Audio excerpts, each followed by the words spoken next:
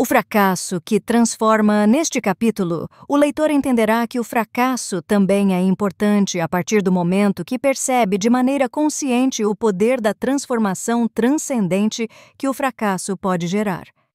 Por Alessandra Ribeiro. O sofrimento, de certo modo, deixa de ser sofrimento quando encontra um sentido. Viktor Frankl. Que é o fracasso? Você já parou para pensar nisso? É provável que não, porque ninguém quer fracassar ou começa um projeto pensando em não alcançar o seu objetivo. O que se deseja é ter sucesso em tudo que se faz, seja em um projeto pessoal ou profissional, não é assim? Mas, infelizmente, na hora da verdade, nem tudo o que se projeta sai como o esperado, e quando o resultado não é o que gostaríamos, a sensação que paira é a frustração, aquele sentimento de decepção que acompanha a tentativa falida de alcançar algo. Antes de falar de sucesso, é necessário entender mais sobre o que significa fracasso. Dentro de uma perspectiva etimológica, resulta ser a mistura da palavra italiana fracassare, que significa estilhaçar, e do termo em latim quasare, que significa algo que sacode, que se rompe, que se danifica. Explicando de uma maneira simples, é quando, por causa de uma frustração, somos sacudidos por dentro e algo se estilhaça como um avião ao solo. É quando se rompe a esperança, é o quebrar a cara, em relação ao resultado de um projeto ao qual se dedicou um relativo esforço.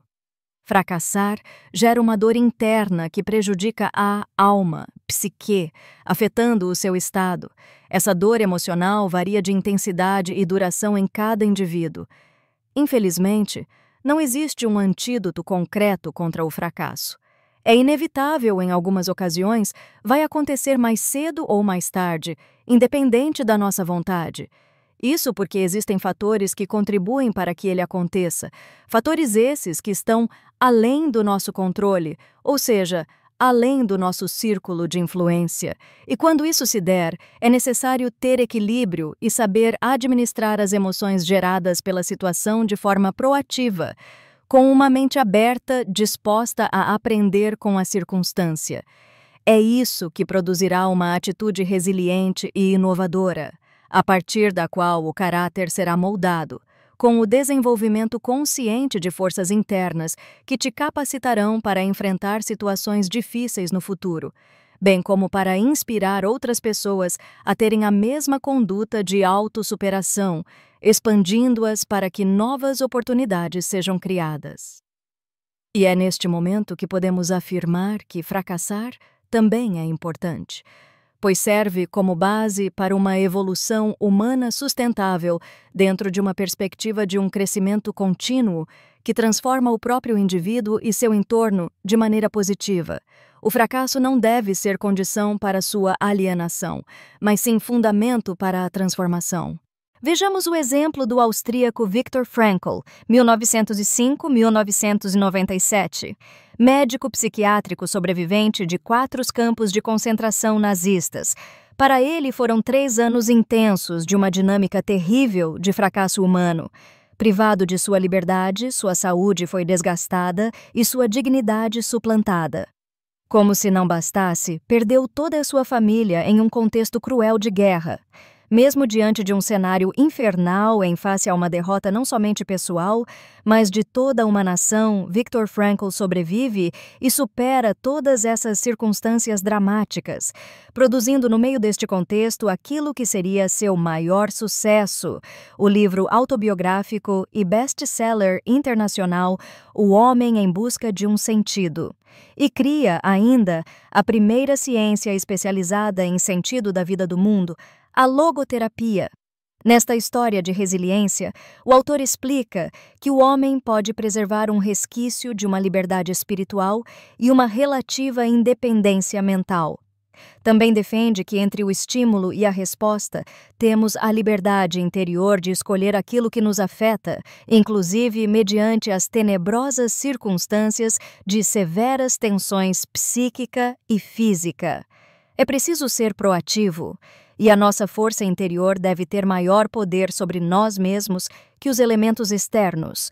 Tudo pode ser tirado de um homem, exceto uma coisa: a última das liberdades humanas. Escolher a sua atitude em um determinado conjunto de circunstâncias, escolher seu próprio caminho. Viktor Frankl. Viktor Frankl foi transformado pela sua experiência e, a partir disso, deixou um importante legado para a humanidade. Dentro dessa perspectiva, segundo a PNL, não existe fracasso, e sim um processo de aprendizagem, no qual o homem pode e deve aprender com suas experiências, um aprendizado impulsionado por um movimento interior que engendra uma nova ordem de pensamentos e comportamentos coerentes e em sintonia com o futuro desejado. E se alguns indivíduos não aprendem, apesar das circunstâncias ruins? Existem múltiplos fatores que respondem a esta pergunta, desde a existência de problemas neurofisiológicos até a falta da proatividade, que neste caso não implica só tomar uma prévia iniciativa ante um advento futuro, vai além disso. É submeter sentimentos a valores e ter a coragem de assumir decisões com responsabilidade e daí fazer com que as coisas aconteçam de maneira positiva. Dentro deste panorama, o não aprendizado reflete uma situação que basicamente incide na falta integral de consciência do estado presente, não permitindo ao homem se dar conta de si mesmo e de sua relação com o entorno. E neste caso, na ausência de uma aprendizagem efetiva, o fracasso realmente se veste de luto. Pois, se por um lado a pessoa não aprende nada com suas experiências vitais, por outro, ela não evolui e fica estagnada em uma zona de conforto negativa. Entretanto, quando a experiência de fracasso ensina algo, gera uma transformação que transcende ao próprio homem, uma mudança de pensamento que gera outros comportamentos que impulsionam o ser humano a se capacitar mais e a melhorar sua relação com si próprio, com outras pessoas e com o meio ambiente, em um processo de evolução progressivo que o leva a agir com sabedoria e sensatez em seus projetos de vida, bem como a realizar seus sonhos de forma efetiva e saudável. E por falar em sonho, você tem um? Os sonhos trazem saúde para a emoção, equipam o frágil para ser autor da sua história, renovam as forças do ansioso, animam aos deprimidos, transformam aos inseguros em seres humanos de raro valor. Os sonhos fazem os tímidos terem golpes de ousadia e os derrotados serem construtores de realidade. Tor Augusto Cury, partindo desta premissa, sonhar é muito importante, pois os sonhos motivam o ser humano a seguir adiante. Veja a minha história. Ainda vivia no Brasil e o ano era 2000. Já formada em turismo e pós-graduada em administração de hotéis, inquieta no trabalho que tinha como gerente de restaurante escolar e sem motivação para prosseguir, velhos sonhos insistiam em reaparecer. Um deles, o de viajar pelo mundo. Ainda pequena, a cena de uma novela me impactou.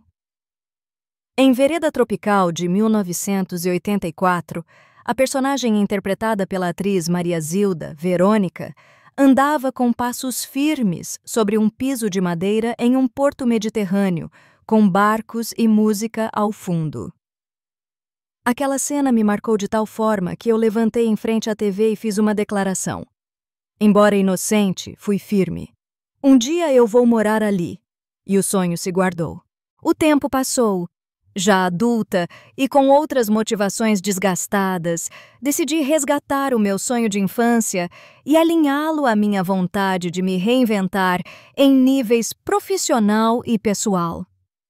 Eu sabia que para isso acontecer, era necessário que eu saísse da minha zona de conforto, daquela rotina que estava habituada, que deixasse de fazer as mesmas coisas para ter expectativas de resultados diferentes. Sair do país para fazer MBA era uma excelente opção. Apesar de uma mudança importante, rompi com o desânimo e fui ao encontro do meu velho sonho, o qual se tornou um desafio e se transformou em minha nova motivação. Para isso, escolhi uma universidade na Espanha e viajei com a cara e a coragem, além de muita vontade de vencer e ultrapassar meus limites. Minha primeira parada foi em Madrid. Tudo era lindo, o velho mundo encanta. Cheguei naquele lugar cheia de expectativas, em um cenário mental criado onde tudo parecia perfeito. Uma nova novela se escrevia, e eu era a protagonista. A vereda não era nos trópicos, mas na Europa, e tudo estava em ordem. O cenário estava montado naquela ilha espanhola paradisíaca. E, de repente, caiu a ficha. Eu me lembrei do passado e me vi naquela cena marcante da minha infância, na imagem daquela telenovela. Era um sonho tomando forma, pois fui estudar fora do país e, para minha alegria ser completa, justamente em Palma de Mallorca, a mesma cidade daquela cena. Aquela declaração profética se cumpriu. Eu estava ali, vivendo aquele sonho. No começo estava tudo indo bem, currículo aceito, matrícula realizada, casa para morar. Exceto por um importante detalhe, o qual eu havia esquecido completamente. Eu não sabia falar espanhol. Na minha ingenuidade, pensava que por eu falar português e pelos dois idiomas serem muito parecidos, eu tinha a certeza de que poderia me virar e falar um portunhol, sem nenhum problema, pois todos me entenderiam perfeitamente. Começaram as aulas, então percebi que o meu portunhol não era suficiente para fazer uma pós-graduação espanhola, porque mais difícil que traduzir as palavras era traduzir os pensamentos. Eu não conseguia falar nada, ninguém me entendia, minha linha de pensamento era confusa, eu trocava as palavras e as pessoas literalmente riam de mim. Parecia um circo, sendo eu a palhaça. E naquele contexto competitivo, eu me via impotente e intimidada. O curso seguiu, e os relacionamentos se estreitaram automaticamente por afinidades. Eu via os grupos sendo formados, e era a que ficava nos que sobravam. Aquela sensação de fracasso, frustração e rejeição bateu à minha porta, pois a barreira do idioma me impedia de revelar o meu potencial e participar de maneira efetiva dos grupos e das aulas. Eu me estilhacei. Como aquele avião que comentei, eu caí ao chão. O meu sonho havia virado um pesadelo. O pesadelo persistiu durante um tempo, até que decidi acordar. Eu sabia que tinha de fazer algo muito rápido e intenso para poder usufruir daquela oportunidade. Foi quando adotei uma posição estratégica. Resolvi comprar alguns livros para estudar os assuntos dos módulos com antecedência e memorizar algumas frases e conceitos dos conteúdos oferecidos. Ao mesmo tempo em que estudava o MBA, estudava espanhol. Um esforço titânico, onde 2 folhas de um livro me exigiam 4 horas de concentração. Os livros de marketing e direção estratégica viraram meus livros de cabeceira. Minha estratégia funcionou. Como já tinha as frases memorizadas, com o coração gélido, eu respondia àquelas perguntas aleatórias dos professores. Então, comecei a chamar a atenção. As pessoas se perguntavam: como uma brasileira que mal fala espanhol sabe responder às perguntas dos professores com uma relativa precisão? Pois é, nem eu acreditava, mas acontecia. Naquele tempo, a minha memória me ajudava muito, e do grupo dos rejeitados dos que sobravam, passei a ser procurada para participar dos melhores grupos do curso, meus trabalhos eram solicitados por outros alunos, e aquela dor, aquela sensação de fracasso, frustração e rejeição foi sendo substituída gradativamente pela de vitória. Por fim, fui uma das primeiras a terminar o MBA, inclusive antes de alguns de meus colegas espanhóis. Mas este não é apenas o relato de uma vitória vazia, vai além. Essa história tem um significado que expressa que todos nós somos dotados de certos recursos internos que podem ser ativados, pois não existem pessoas sem recursos, mas, sim, estados mentais sem recursos. Assim como eu pude, qualquer um pode. Eu não me limitei à barreira do idioma, ao contrário, entendi que teria de me esforçar 4 vezes mais.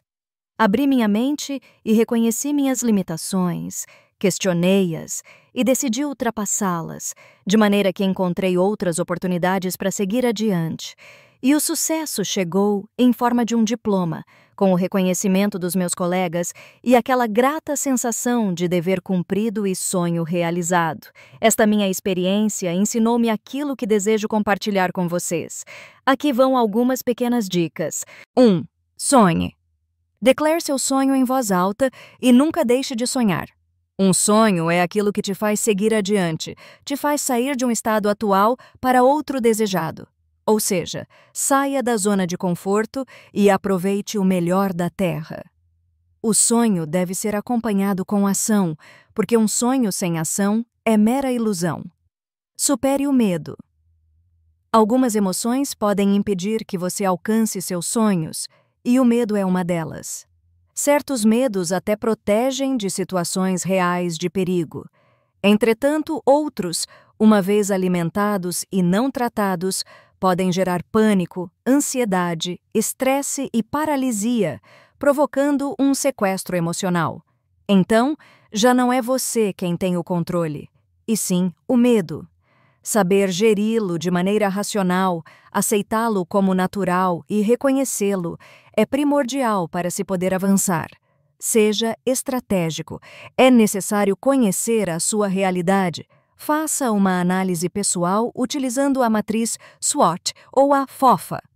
O objetivo dessa análise é avaliar o seu presente e seu futuro, dentro de uma perspectiva que te permitirá identificar seus pontos fortes e fracos e determinar o que deve manter forte e aquilo que você deve melhorar.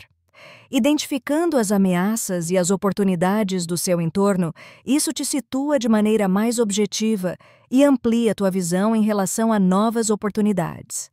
A SWOT está distribuída em 4 partes e é muito simples utilizá-la. Basta responder às perguntas dos quadrantes e avaliar seu contexto. 4. Seja humilde e inteligente. Se alguém te oferecer ajuda, aceite, e se ninguém te oferecer, peça. Pedir ajuda não tira o seu valor, simplesmente revela sua humildade perante as situações em que você desconhece como agir. Isso é exercer a humildade com inteligência. Simples assim. 5. Ajude, agora é a sua vez. Depois da tempestade vem a bonança. A verdadeira característica de uma pessoa de êxito é ter um coração disposto a ajudar, pois a plenitude do sucesso do ser humano só é completa quando aquilo que ele tem gera, transforma e alcança outras vidas de maneira qualitativa. O sucesso do homem não deve incidir nele mesmo, deve ser algo transcendente, que tenha sentido e com atitudes generosas que contribuam potencialmente para que a felicidade seja mais extensiva. Nesta dinâmica altruísta, o maior beneficiário é aquele que a praticou, ou seja, pode ser você. Por isso, sugiro que toque vidas sempre que puder. Por fim, eu te brindo com este fragmento de um texto de autoria desconhecida. Quando tocamos em algo, deixamos as nossas impressões digitais. Quando tocamos as vidas das pessoas, deixamos nossa identidade. A vida é boa quando você está feliz, mas a vida é muito melhor quando os outros estão felizes por causa de você.